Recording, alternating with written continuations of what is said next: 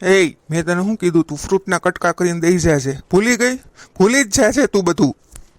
તાર બાપા મને અહીંયા ઘર જમાઈ લઈને આવ્યા છે, તો પછી જમાઈની સેવા કરતા શીખો. નથી ખબર પડતી? લઈ આવું છું, પણ થોડીક વાર શાંતિ રાખો ને. ધીમે ધીમે બોલો ને. પણ ઓલી છોકરીની પરીક્ષા છે, એને ડિસ્ટર્બ થતું હોય કે નહીં? પહેલેથી મહેનત કરી હોત ને તો વાંચવું ન પડત. ધીમે બોલો ને. હું શું કહું છું, તું કેમ ન ભણી? તાર બાપા આ નાની વાહે તો બહુ ખર્ચો કરે છે, તારી વાહે કેમ ન કર્યો? મારે ભણવું નહોતું એટલે મને ન ભણાવી, અને એને ભણવું છે તો એ ભણે છે. સારું ને, હું નથી ભણી તો એ ભણશે ને કંઈક આગળ આવશે, મા બાપનું નામ રોશન કરશે. આમ જો 2 દી પછી છે ને મમ્મી આવવાના છે, એટલે જોર જોરથી બોલતા નહીં, શાંતિથી બોલજો ને, ઝઘડા તો કરતા જ નહીં હો. હા બસ બસ હો, મને શિખામણ ન દે, મને ખબર પડે છે શું કરવું શું નહીં. ફ્રૂટ લઈ આવ ને પછી જ્યુસે લઈ આવજો. સારું હો, જાઉં છું. ઓય તને શું કહું છું, હું આ રાતનું જમવાનું શું બનાવવાનું છે? તમે કયો ઈ. હા તો સારું, કંઈક બનાય, ભજીયા કંઈક ધમાકેદાર. હાશ, થાકી ગઈ હો હવે. હું તો સવારની કામ કરું છું, કામ ખૂટતા જ નથી. તું શું આખો દિવસ ભેણા જ કરે છે? મગજને થોડીક શાંતિ આપ. ના દીદી, તમને ખબર છે ને એક્ઝામ આવે છે અત્યારે. એક્ઝામ આવે છે બરાબર છે, પણ બહુ ભણીએ ને તો પણ મગજને છે ને ઓલું થઈ જાય. થોડીક શાંતિ આપવી જોઈએ મગજને.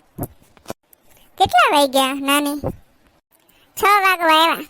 બાપરે, મારે જો ચા કરવાની બાકી છે. હમણાં તાર જીજાજી આવશે ને સીધા ચા માગશે. તો બનાવી નાખો ને. જીજાજી ક્યાં મોટા ઓફિસર છે, ફાંસે ચડાવી દેવાના છે. થોડીક વાર બેસશે તો. અરે તને ખબર નથી, એને ગુસ્સો આવે ને પછી શું બોલી નાખે છે. બૈરા હોય તો છે ને ધણીનો ટાઈમ સાચવતા શીખી જવું જોઈએ, એટલે પછી કાંઈ માથાકૂટ જ ન થાય. અરે નાની, દૂધ તો નથી, જાને દૂધ લઈ આવ ને. દીદી, હું રીડિંગ કરું છું, ખબર છે ને તમને. હું નહીં જાઉં દૂધ લેવા. તો હું લઈ આવું. લે, તાર જીજાજી આવે એ પહેલા એને ચા તૈયાર તો જોશે જ તે. અને અત્યારે આપણે તાર જીજાજીને સાચવીએ ને તો ગઢપણમાં એ આપણા મા બાપને સાચવવાના છે, ખબર છે ને તને. હું લઈ આવું. હા, તું વાંચવામાં ધ્યાન રાખજે. તારી બેન ક્યાં ગઈ છે? આવે હમણાં. જા ફટાફટ 1 ગ્લાસ પાણી લઈ આવ. જીજુ, તમારે પાણી પીવું તો હાથે લઈ આવો ને. મારે જો ક્લાસ જોઈન કરવાના છે, માઇન્ડ લિંક મળી છે. હા બસ ભણી લ્યો હો, બહુ જાજુ ભણશે. ભણી ગણીને તો સાસરીએ જ જવાનું છે ને. એવું ભણશે ને સાસરીએથી પાછું ના આવવું પડે. સાસરીએથી પાછી આવીને તો હું છે ને તને 1 દિવસ પણ નહીં રાખું હો. ક્યાં જવું છે તારે ભણીને? આ ભણી ગણીને તમારે કરવાનું શું? ઘરના કામ. એની કરતાં ભણ્યા વગર જ કરો ને. પતિને સાચવવાનો, ઘરના કામ કરવાના, બીજું શું કરવાનું હોય તમારે? બસ જીજુ, કેટલું બોલશો? આ તમે ઘરે ન હો ને ત્યારે જ શાંતિ હોય છે. મારે આ કોમ્પ્યુટરમાં ક્લાસ શરૂ છે ને, એ તમે નહીં મને ભણવા દો. સારું છે તારી બેન ભણી નથી. હું કહું એટલું જ કર્યા કરે છે. તું એટલું ભણ ને કોઈ દિવસ આ ઘરે પાછું ના ઉપડે. આ ઘર એકવાર મારા નામે થઈ જાય ને પછી જો તું. હું તારો જીજો છું. હું જો કરું છું ને એ પછી તને બતાવું. જો એ બેસવાનું નહીં. જા મારી માટે જ્યુસ લેતી જા. અરે હું થાકી ગઈ છું, મને 5 મિનિટ બેસવા દો ને પછી લઈ આવું જ્યુસ. બસ કીધું ને, એકવાર લઈ આવ એટલે લઈ આવ. ખોટી લપ નહીં કરવાની. જા દીદી, તમે બેસો, હું બનાવી આવું છું જ્યુસ. જીજુ સાવ જડ જેવા છે, કોઈની પરિસ્થિતિ સમજી શકે ને એવા તો છે જ નહીં. બિચારી કહે છે કે હું થાકી ગઈ છું, તો તમે એને નહીં સમજો તો કોણ સમજશે? સાવ જડ જેવા. નહીં નાની, તું બેસ, હું લઈ આવું. તું આખો દી વાંચીને થાકી ગયું, અને એની વાતનું કઈ છે ને મગજમાં નહીં લેવાનું, બોલ્યા કરે તો. હમણાં જ બનાવીને લાવું. તું બેસ. તાર પીવું છે? હા જીજુ, કાંઈક તો તમે સમજો. આખો દિવસ તમે ફોનમાં વાત કર્યા કરો છો. ક્યારેક મારી દીદી સાથે પણ વાત કરો ને. નવરા પડે એટલે સીધું તમે કામ ચીંધી દો, આમ કરીને તેમ કરીને. મને તો ઈ જ નથી સમજાતું કેવા માણસ છો તમે. એક પોતાની બાયડીને પણ ટાઈમ નથી આપી એકતા. એ ખિસકોલી શું બડબડ કરે છે? આ ઘરમાં નથી તારો ભાઈ કે નથી ધણી, હું એક જ છું ઘર જમાઈ. બનેવી સાથે કેમ બોલાય નથી ખબર પડતી તને? અને તારી બેનને હું ગમે એમ રાખું. તને છે ને એટલું બધું બળે છે. આ ઘરમાં મારે જેમ રહેવું છે ને એમ જ હું રહીશ. મને કોઈ રોકટોક નહીં કરે. હું કોણ? ઘર જમાઈ, ઘરનો જમાઈ. હા તો તમે સાંભળી લો, મારી દીદી ઓછું ભણેલી છે ને એટલે બધું ચલાવી લે છે. એની જગ્યાએ હું હોત ને તો જરાય ન ચલાવત. હા, તું ભણ ને, એટલું ભણ ને, વિદેશ જઈને ભણ, પછી ન્યા રહેજે, અહીંયા જરાય આવતી નહીં. અને હું આ ઘરનો જમાઈ શા માટે બન્યો છું? આ ઘર અને જમાઈ, ઘર જમાઈ. તમારે નક્કી નથી કરવાનું હું અહીંયા આવીશ કે નહીં. હું છે ને તમારી જેવાને જોઈને જ ભણું છું, કારણ કે તમારી જેવા 4 ચોપડી ભણેલા જો આટલું બધું ઓલું કરતા હોય તો પછી હું ભણીશ ને પછી તમારી હાલત શું થઈ છે ને એ જોજો તમે. નાની ક્યાં ગઈ? શું થયું?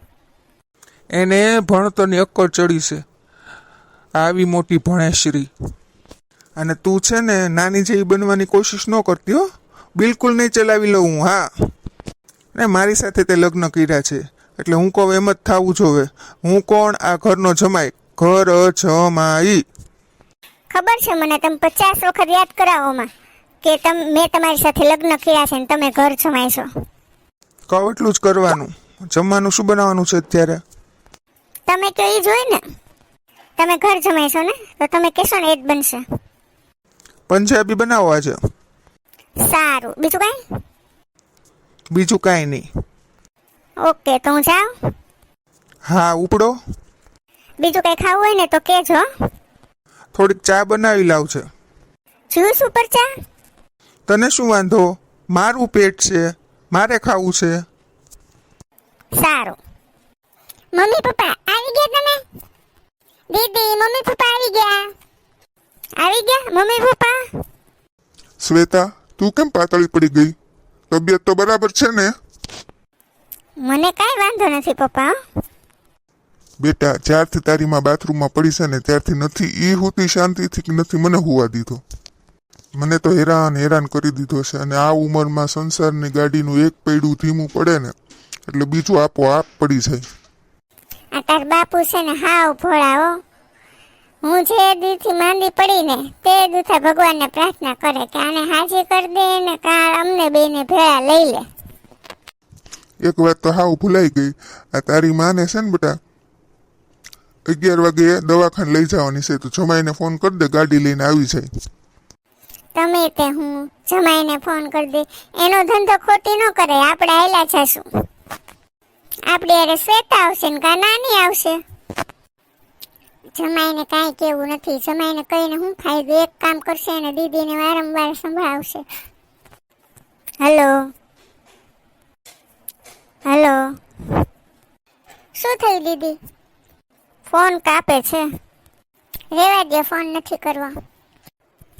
રેવા દો. જીજુ ઓફિસમાં મીટિંગમાં હશે.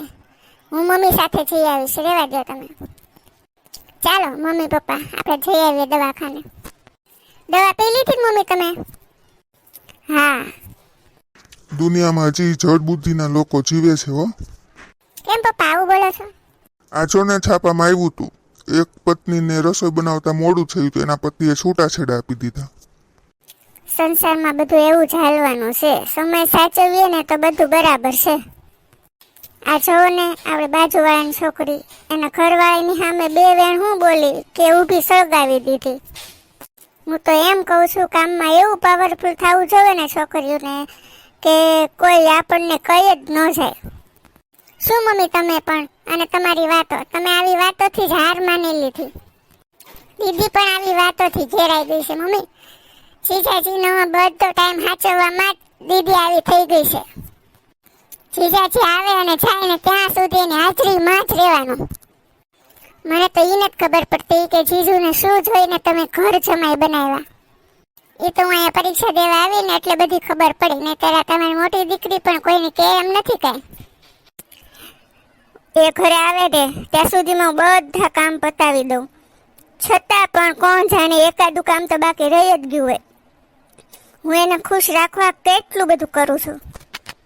બેટા, તારાથી કોઈ ભૂલ નથી થતી.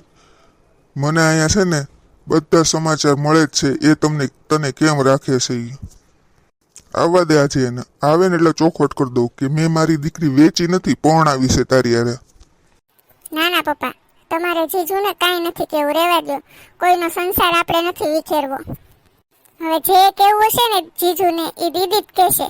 દીદીને સમજવાનું છે કે એને કાયમી જીજુ સાથે રહેવું છે કે પછી છૂટાછેડા લેવા છે. બેટા, ખોટી વાત સહને નહીં કરવાની અને ખોટા કોઈને હેરાન પણ નહીં કરવાના.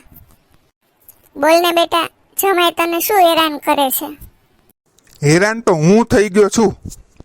આ તમે બંને તમારી ઓછી ભણેલી છોકરીને મારા ગળે વળગાડી દીધી.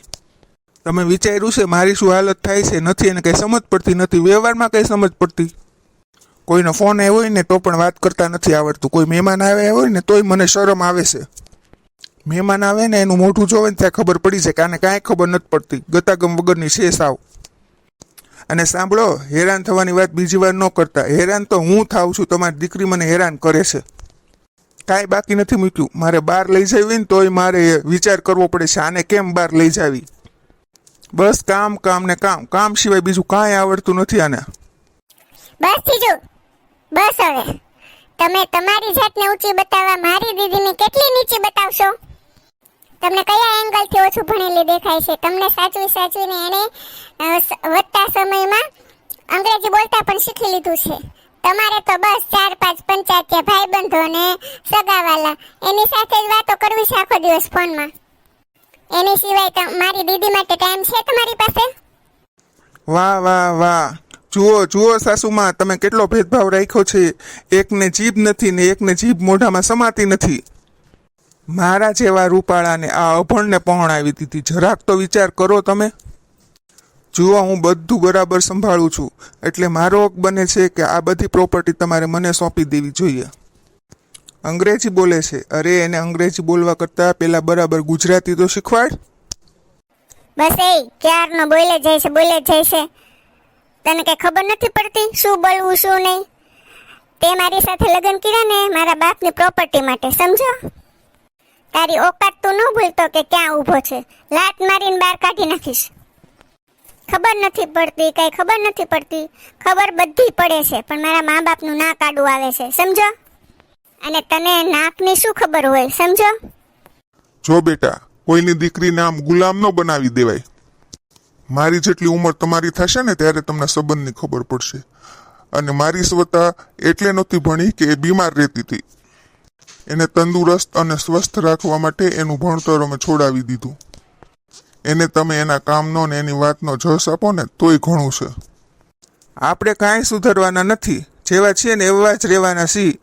જો તમને કાંઈ વાંધો હોય ને તો હજી કાંઈ બગડી નથી ગયું, છૂટા થઈ જઈએ આપણે. પછી હું એ જોઉં ને તમે તમારી દીકરીના બીજી વાર લગ્ન ક્યાં કરાવો છો ને કયો સુરવીર એવો પેદા થાય છે કે તમારી પનોતીને સાચવી લઈ. આપણે તો આ ચાલ્યા. હા, 1 મિનિટ. આને તો મારા વગર ચાલવાનું જ નથી. હવે ખબર પડશે મા બાપને ને એની બેનને.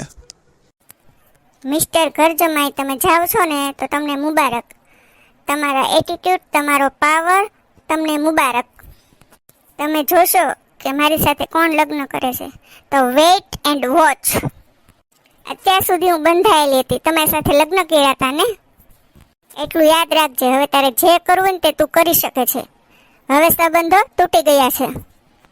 અને આ ધમકી છે ને બહાર જઈને કોઈ બીજાને આપજે. અત્યાર સુધી મેં તારું ધ્યાન રાખ્યું ને એ બહુ મોટી વાત છે. જા, હવે નીકળ. કોક તો રોકો. 1 મિનિટ, કમ બેક. હા બોલો. અહીંયા આવજો ને તમે થોડાક નજીક. હા બોલો ને. સામે ટેબલ ઉપર ડિવોર્સ પેપર મૂક્યા છે. તમારે અહીંયા સાઇન કરવી ને તો અહીંયા કરી શકો છો, અને ઘરે જઈને વાંચીને કરવી ને તો વાંચીને કરી દેજો. ઓકે મિસ્ટર ઘરજમાઈ, go to hell. Get out and don't come again. વાહ મારી દીકરીઓ, વાહ. થોડું જીવવું પણ સોમાનથી જીવવું. હું માનું છું કે એને આપણે બહુ બધી સગવડતા આપી, પણ એના મનમાં જે અહમનો કીડો ગળી ગયો હતો ને એ આપણે કેમ કરીને કાઢવો? બાપુજી, એ ભૂલ પણ મારી જ હતી ને કે પગની જૂતીને મેં માથાનો તાજ બનાવ્યો.